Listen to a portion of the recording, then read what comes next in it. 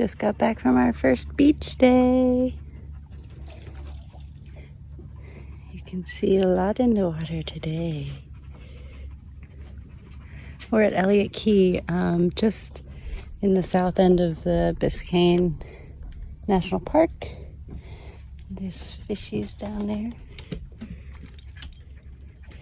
And when we got back, there was a stingray hiding under the boat. So I don't know where he is now. Oh, look, right there. Whew. Let me tell you, this deck is hot. Look at that.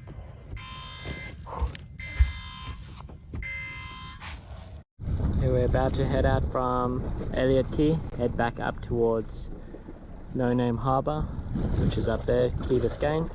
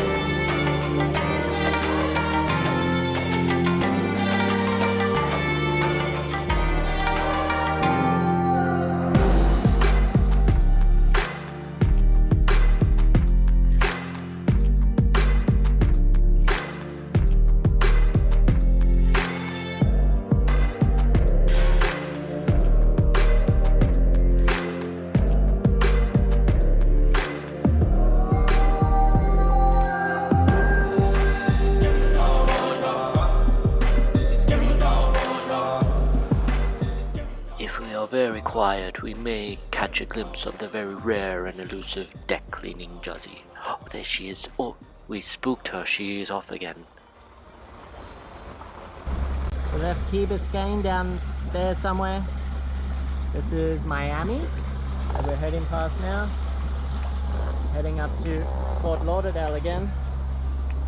We're about 3 miles offshore now.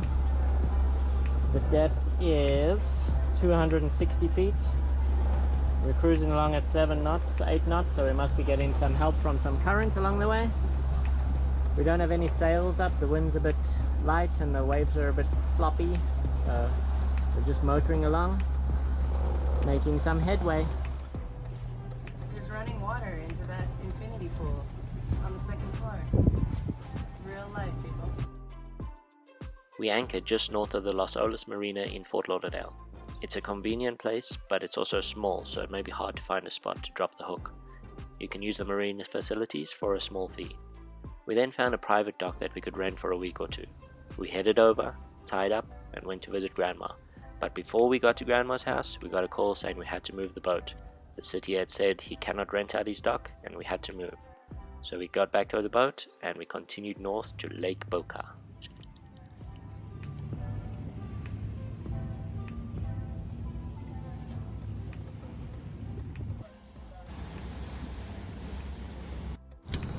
So we're currently anchored in Lake Boca. Going to be here for a couple of days, so we're getting started with some projects. Started on our solar install, but before we get to that, need to take care of the davits here. A little bit of an issue down here. Both sides look similar to this. So just some silicone holding it in place. Take that away, you can see how nice and secure this is. Nothing seems to be tight. We're going to take that out, rebed it with some 4200, see if we can tighten things up. Maybe put some backing plates on the back as well. And then we'll do the same to the other side. Oh, that's my head. It's a little bit better on this side, but same thing. We need to make it secure before we add some more weight on the top. So I managed to get the solar panels up. They're mounted there. They're not connected or anything yet. I'm going to play with the batteries a little bit first.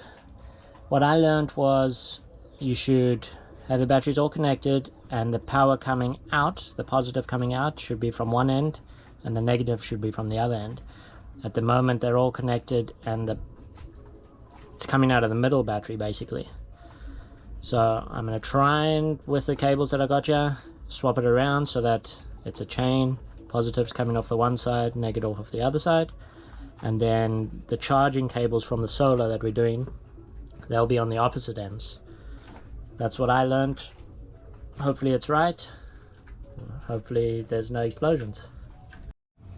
Okay, so I got things moved around. The cables were long enough. So this is a parallel battery connection, so that means it will all stay 12 volt, but the usable amp hours goes up.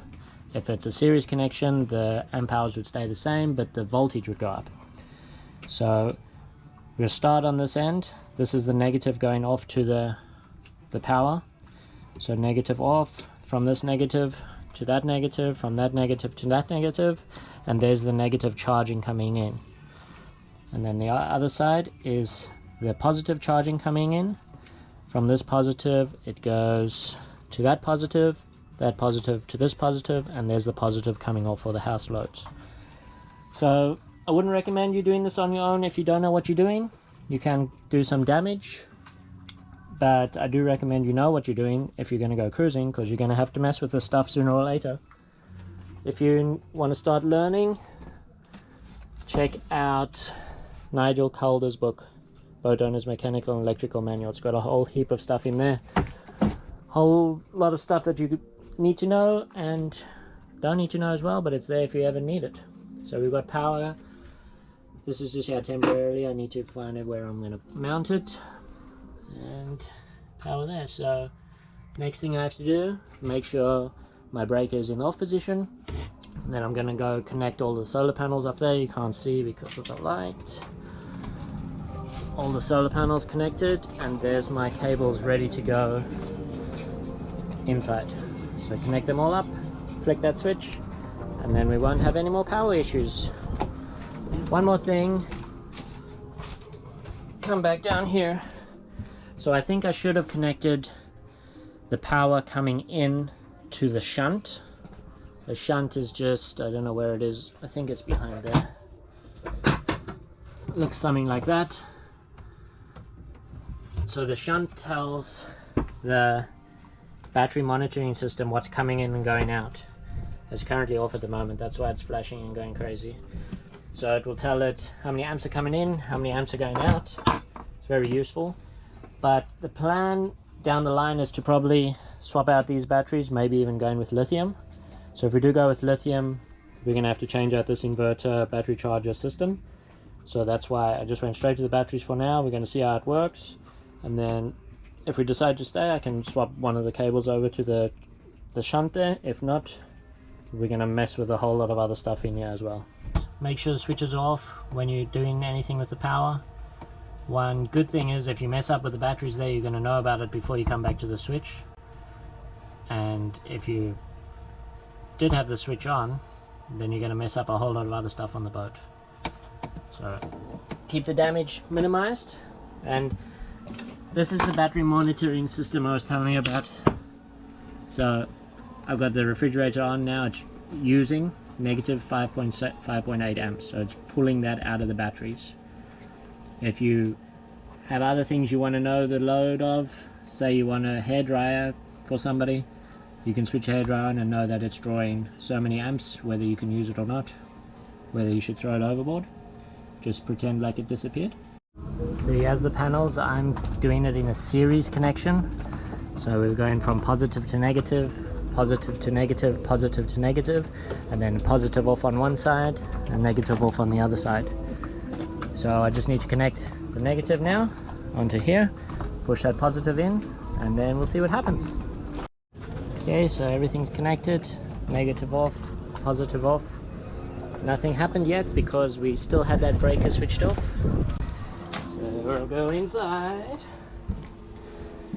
Nothing's happening, no power coming in there.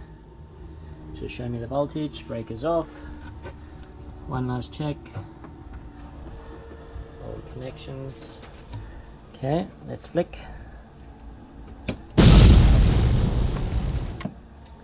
Some green flashing lights there. Down here, it's just so you can see it better. There's our panel voltage in the bottom left, and guessing amps coming in. It's pretty late in the day and pretty cloudy at the moment. The middle one is our battery voltage. I'm guessing it's 8 amps coming in at the bottom, I'm not sure. Guess I better read the manual. And there's the solar panel voltage and amps and kilowatt hours, and then back to the battery. So gonna play around with this a little bit, read the manual, make sure the parameters are correct for the batteries that we've got at the moment, and then we will be golden. Alrighty, let's get this all buttoned up.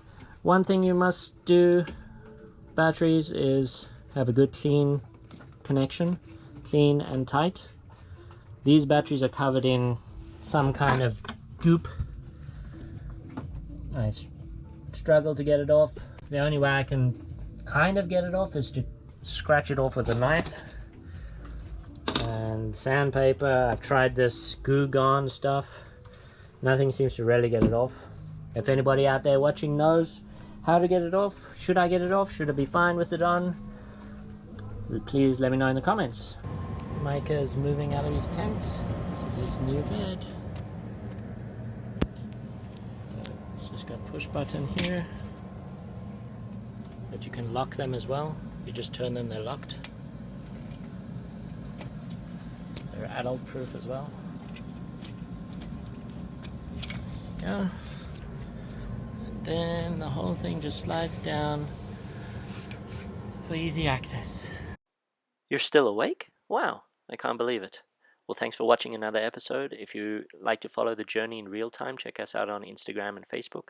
And if you found any value in this video, please check us out on patreon.com/ShamarRules.